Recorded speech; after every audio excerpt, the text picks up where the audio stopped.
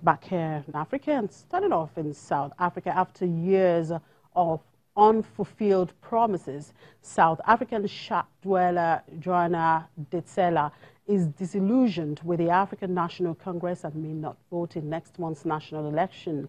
The next report takes a look at mounting public frustration over the ANC government's failure to improve the lives of some of the country's poorest citizens 25 years after the end of white minority rule. Ditsela, unemployed and in her 50s, has been living in one of the most squalid parts of Johannesburg's Alexandria township for 30 years. She picks her way to the cramped concrete and corrugated iron shack she shares with her 5 children along a sewage-filled stream littered with dead rats and empty beer bottles. She doesn't believe that a visit by her country's president, Cyril Ramaphosa, to Alexandria on April the 11th will bring much improvement, despite a week of protest about overcrowding and poor public services in the township. You know, I normally vote, but now when I look, I see that the ANC is not doing anything for me, honestly. Even now, I've told myself that I should just refrain from voting because there is no point. We don't even have houses. She adds that she lost her 1,000 rand a month cleaning job at a local school at the start of April and now relies on social grants. The shocking conditions in which people like Ditsela live are a big problem for Ramaphosa, who is trying to reverse a slide in voter support for the ANC at the May 8th vote. They illustrate that while it succeeded in ending white minority rule in 1994, it has failed to lift millions of the country's most needy people out of desperate poverty. All the families around there, they'll use this toilet. Maybe from now, let me say, more than 12 families, 12 families, they use this sanitation. So here, we have to improvise.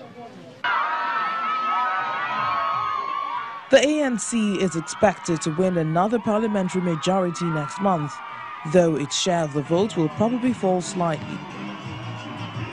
It could lose control of the Gauteng province, where Johannesburg is located for the first time, if voter turnout is low and opposition parties can cobble together a coalition. People in Alexandria blame both the ANC and its main rival, the Democratic Alliance Party, which leads a coalition which has governed the city of Johannesburg since 2016, for their daily hardships. And joining us now to paint a broader picture of the situation in South Africa ahead of the general election is our South African correspondent, Becky Maile. Hello, Becky. Thank you very much for coming through to us. Now, there seems to be a lot of protests and anguish across South Africa ahead of the general election. What's this apathy all about?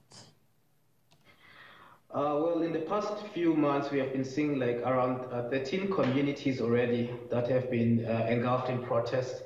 And one of the major things that people are complaining about is housing.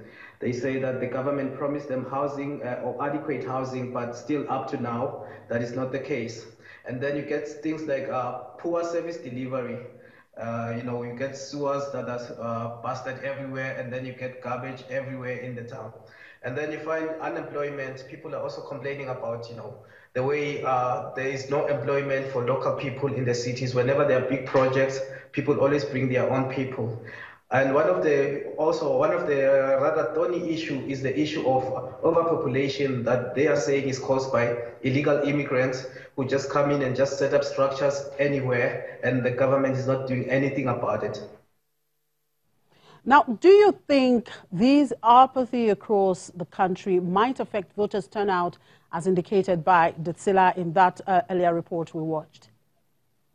Well, that is a possibility, given the fact that most people are complaining that they are really tired of the blame game and the pointing fingers. People just want service delivery, because the biggest issue with especially Johannesburg, where the Democratic Alliance is in power, the Democratic Alliance mayor doesn't want to help out some of the areas and saying that this is an ANC area. And people are saying that no, service delivery has nothing to do with political affiliation. So they just want their services or their tax money to be used wisely, and they need to get benefits from that. So most people are threatening not to go to the polling stations. All right, we've just entered a new week. What's the outlook for this week? What does the week look like down there in South Africa? Well, it looks a bit positive. The government plans to use about 750 million to upgrade ministerial houses and offices. And then if you look at the rand now, the rand was better in the morning because it had fallen flat.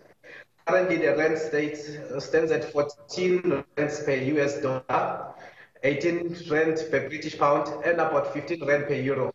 So the markets are looking quite positive and steady, which during the week we might see a slight change because there has been announcements that fuel price will increase next month. So we'll keep our eyes open and see what will happen in that. Oh, thank you very much for your time, Berkey.